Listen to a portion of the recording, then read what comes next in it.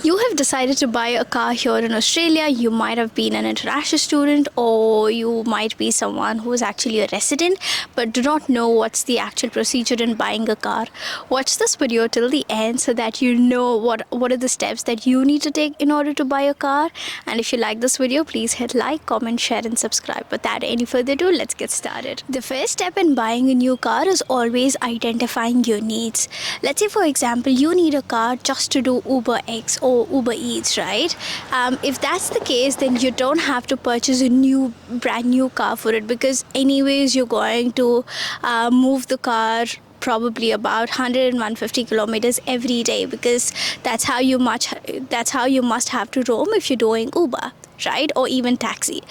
Or you might be someone who just need car that's going to take you from point A to point B. You're starting a family, so it's important for you to identify your needs. The reason I say identifying your needs is really important in this case is, let's say for example you want to do Uber X. There's some sort of eligibility criteria in terms of what cars should you be using if you want to become a Uber X driver, because the car needs to be in a certain condition, needs to be from certain year. Let's say you are someone who would like to start a family, and then you might be having kids, and then you have parents and relatives coming from overseas, which means you need a bigger car to accommodate so many people. Buying a car is definitely a huge expense, so I would highly recommend you have a good amount of savings before you even think about this decision.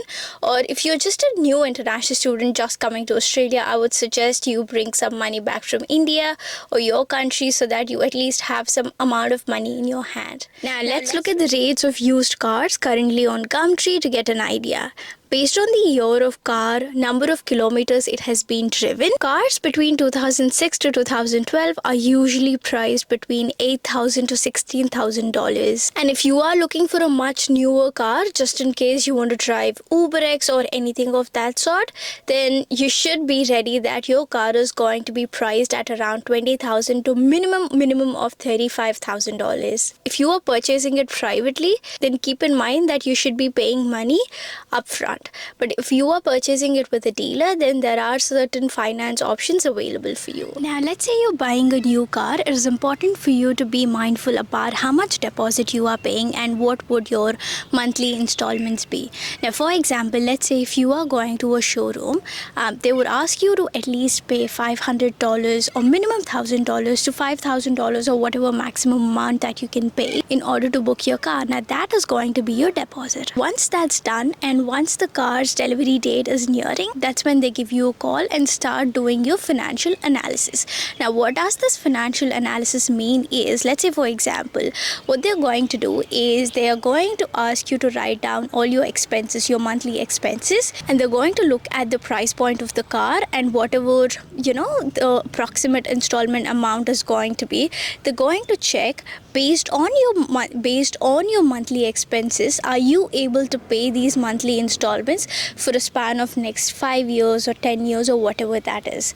So let's say for example, in the worst case scenario, you are earning about $5,000 a month and your monthly installment would be about $1,000 and your expenses about $4,500.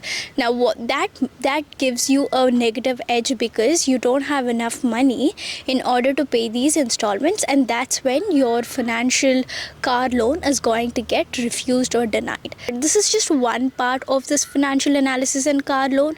There will be other factors that these people take into consideration. Once you've gotten complete clarity on how to purchase your potential car, this is the time for you to actually search for the cars. Let's talk about the used cars first. There are multiple websites wherein you can search for used cars. Car Sales is one of those best websites where you can find these cars. You have Gumtree, Facebook Marketplace, and also local dealers that will help you purchase these used cars. Now, whenever you are shortlisting these local dealers, make sure they have their LMCT number and they have their own certification, which means that they are actually eligible for you to sell the car.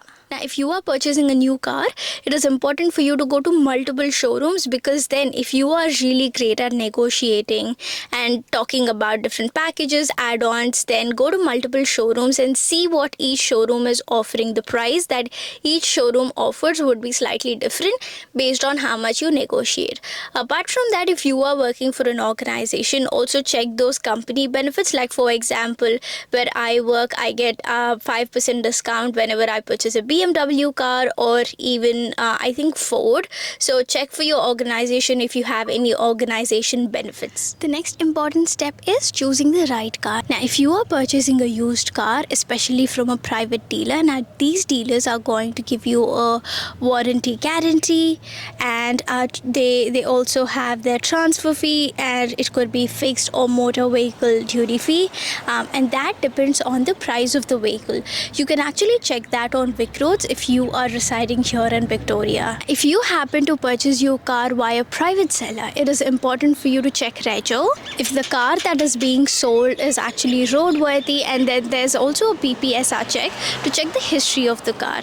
Now, why is it important for you to check the history of the car? Is you need to know what was going on with the car before it's actually landing in your hands, right? Now, if in case you are purchasing a new car, what you need to keep in mind is what would be your monthly installments, and how much of deposit are you trying to pay? Do you have enough money to pay that deposit amount?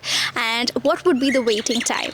Now, what I usually know is recently, with whatever fiasco has happened, Toyota cars are taking about 2 years, especially for certain models, and there are probably MG cars are taking about 6 to 8 months, and cars like BMW and all of them, they're taking about 8 to 10 months as well. So you need to keep the waiting time in mind. Now, once you've chosen your car, test driving is really important. Let it be the used car or let it be a newer car. Check for the transmission, check for braking, check for the interior, see if all the mirrors are right, see if all the features available are actually helping you to drive. And apart from that, you can also see what's the acceleration level that you can go, and if there are any different modes in the car that you can test drive, that you can test while test driving, and check the indicators if they're working well. And it is also important for you to check the own market value of the car. So you have to check the market value of the car, especially when you are buying a used car, and align that with what the seller is quoting. So let's say, for example, the market value of the car is 8,000, okay, and if the seller is selling the car for just 4,000, then you should know that something is wrong with the car. But if the seller is selling it for probably 9,000 or even 7,000 for that matter, then you know that that is pretty genuine. So whenever you take a used car, or even a new car for that matter, double checking the seller's price point becomes really important. Now, once you purchase a new car, it is important for you to keep a check on the logbooks and make sure you're getting your car serviced in a right way, because at the end of the day, you're using your car to travel from point A to point B, right? I hope you like this video. If you like this video, give it a like, comment, share, and subscribe. I'll see you next week. Bye.